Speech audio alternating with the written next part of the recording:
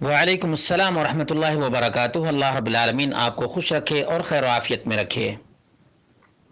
آپ کو معلوم ہونا چاہیے کہ سورج گرہن اور چاند گرہن آیتان من آیات اللہ، اللہ رب العالمین کی نشانیوں میں سے دونوں نشانیاں ہیں۔ لا یخسفان لموت احد ولا لحیاتہ، کسی کی موت کی وجہ سے یہ سورج گرہن اور چاند گرہن نہیں لگتا اور نہ کسی کے پیدا ہونے کی وجہ سے، بلکہ اللہ رب العالمین اپنے بندوں کو اپنی قدرت اور اپنے قدرت کے شاہکار کو دکھاتا ہے۔ اللہ کے رسول صلی اللہ علیہ وسلم نے فرمایا کہ جب بھی سورج گرہن اور چاند گرہن لگے تو نماز کی طرف لب کو اللہ رب العالمین کا ذکر کرو اور استغفار کرو۔ اس کا طریقہ آپ نے پوچھا ہے تو صحیح بخاری اور صحیح مسلم کے روایتوں کے مطابق یہ 2 رکعت ہے۔ کتنی رکعتیں ہیں؟ 2 رکعتیں ہیں۔ تکبیر تحریمہ کہیں، دعائے استفتاح پڑھیں، اعوذ باللہ اور بسم اللہ پڑھ کر کے سورۃ الفاتحہ پڑھیں اور پھر سورۃ البقرہ شروع کر دیں، یا کوئی بھی لمبی سورت پڑھنا شروع کر دیں، اور پھر لمبی سورت پڑھنے کے بعد رکوع میں جائیں۔ رکوع میں بہت دیر تک تسبیحات کہتے رہیں اور پھر رکوع سے سر اٹھائیں، سمیع اللہ لمن حمدہ کہیں، ربنا ولک الحمد، اور پھر سے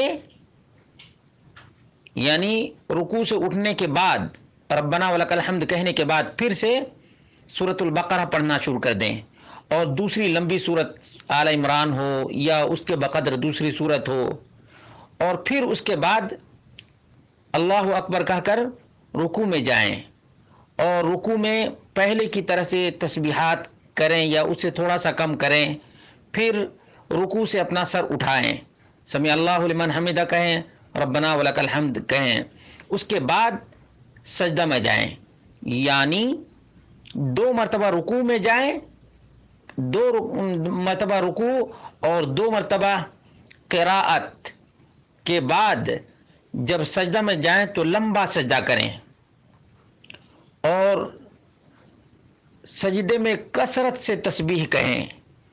دونوں سجدے کر لینے کے بعد پھر دوسری رکعت کے لیے کھڑے ہوں، تو جس طرح سے پہلے کیا تھا اسی طرح سے سورۃ الفاتحہ اور سورۃ النساء یا اس کے برابر کوئی سورت پڑھ لیں۔ اس کے بعد پھر رکوع میں جائیں، رکوع میں پھر دیر تک تسبیحات کہتے رہیں، اور اس کے بعد رکوع سے سر اٹھائیں، اور پھر لمبی سورت پڑھنا شروع کر دیں، یعنی مثال کے طور پر سورۃ المائدہ وغیرہ یہ پڑھنا شروع کر دیں۔ اس کے بعد پھر رکوع میں جائیں اور رکوع سے فارغ ہو کر کے اس میں بھی تھوڑا سا لمبا ہی قیام کریں، اور سمیع اللہ لمن حمدہ ربنا ولک الحمد کہنے کے بعد پھر سجدے میں جائیں، لمبا سجدہ کریں، سجدے میں کثرت سے دعا کریں۔ تو اس طرح سے آپ کی یہ 2 رکعتیں ہو گئیں۔ 2 رکعات میں 4 رکوع ہو گئے۔ 2 رکعت میں کتنے رکوع؟ 4 رکوع ہو گئے اور 4 سجدے ہو گئے، اور 4 قرات بھی ہو گئی۔ فی کل رکعت قیامان، یعنی ہر رکعت میں 2 قیام، 2 قراتیں اور 2 رکوع اور 2 سجدے۔ اس طرح سے آپ کی پوری نماز ہو گئی۔ صلاۃ خسوف القمر یعنی چاند گرہن کی نماز کا یہ طریقہ ہے۔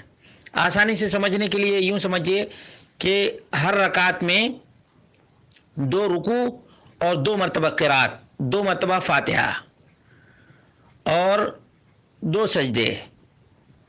اس طرح سے آپ کی یہ چاند گرہن کی نماز ہو گئی۔ یہ بخاری اور مسلم کی روایت کے مطابق، جیسا کہ ام المومنین عائشہ اور ابو موسیٰ وغیرہ کی روایات سے ثابت ہے۔ اور اس کے بعد جب نماز سے فارغ ہو جائیں، تسبیح اور استغفار وغیرہ کریں، پھر خطبہ دیں۔ پھر کیا کریں؟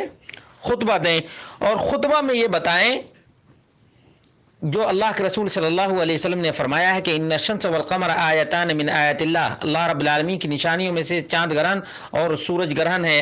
اللہ رب العالمین اپنے بندوں کو ڈراتا ہے، وَإِنَّهُمَا لَا يَنْكَسِفَانِ لِمَوْتِ أَحَدٍ مِنَ النَّاسِ، کسی آدمی کی موت کی وجہ سے یہ سورج گرہن یا چاند گرہن نہیں لگتا ہے، بلکہ اللہ رب العالمین اپنی نشانیاں دکھاتا ہے۔